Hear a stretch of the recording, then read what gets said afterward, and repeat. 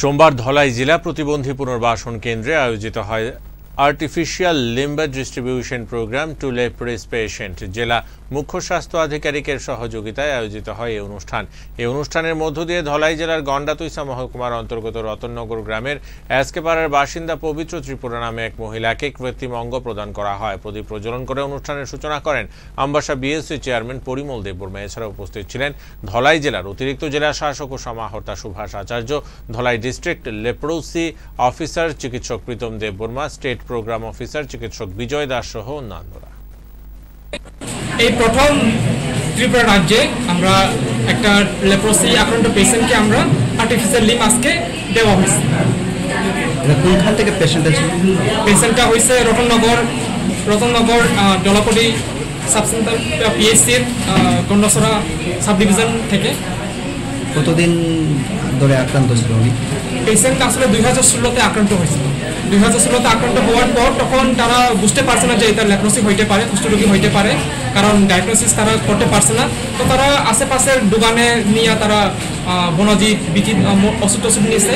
এরপরে তারা এত বেশি ভালো পাইছে না, ট্রিটমেন্ট হয়েছে না। তো তখন তারা জানতে পারছে যে শান্তিপল্লী একটা মিশন আছে ঊনকোটি ডিস্ট্রিক্টে। ওখানে গেলে অনেকে স্কিন ডিজিজ বা চামড়ার রোগগুলি ঠিক করতে পারে। তো এরপরে তারা 2016-তে ঊনকোটি ডিস্ট্রিক্ট শান্তিপল্লী মিশনে তারা চলে গেছে। তো ওখানে তারা 3 বছর ট্রিটমেন্ট নিচ্ছে। 3 বছর ট্রিটমেন্ট নেওয়ার পর তারা 2019-এ এত বেশি ভালো ইমপ্রুভমেন্ট পাইছে না দেখে তারা আবার বাড়িতে ফেরত আসছে। তারপরে আমরা 2020 নভেম্বরে আমরা LCDC leprosy case detection campaign আমরা পুরো ডিস্ট্রিক্টে আমরা চালু করছি, যেখানে আমরা লেপ্রোসি হওয়ার সম্ভাবনা পকেট থাকে ওখানে আমরা এলসিডিসি করছি। তখন এই পেশেন্টটা আগে আইছে, কিন্তু আমরা তখন ডায়াগনোসিস করতে পারছি না যে এটা কুষ্ঠরোগী হইতে পারে। তারপরে আমরা ম্যাডাম তখন ডক্টর বানসুরি দাস তিনি আসেন, আমরা তখনের লেপ্রোসি অফিসার আসলেন।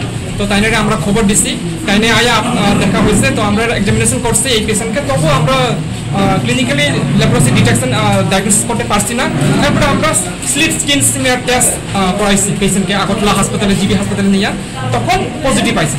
এরপরে আমরা যখন তারা আবার ওষুধ দিছি এমডিটি মাল্টি ড্রাগ থেরাপি, তখন তারা পেশেন্ট ওষুধ চিনতে পারে যে এই ওষুধটা আমরা আগে ঊনকোটি থাকতে তখনও খাইছি। তো এরপরে ওষুধ দেওয়া হয়েছে, ফুল ট্রিটমেন্ট ফুল কোর্স আবার দ্বিতীয়ভাবে শুরু করা হয়েছে। এরপরে যখন ট্রিটমেন্ট কমপ্লিশন হয়েছে, এরপরে আমরা পেশেন্টের যেহেতু ডিফর্মিটি বেশি হয়ে গেছে তখন, কারণ 3-4 বছর তো অনেক বেশি হয়ে গেছে, তো ডিফর্মিটি বেশি হয়ে গেছে এদিকে। এরপরে আলসারও আসলো, এরপরে অ্যাম্পুটেশন করা হয়েছে। আর অ্যাম্পুটেশন হওয়ার পর এখন আর্টিফিশিয়াল লিম্ব দেওয়া হয়েছে।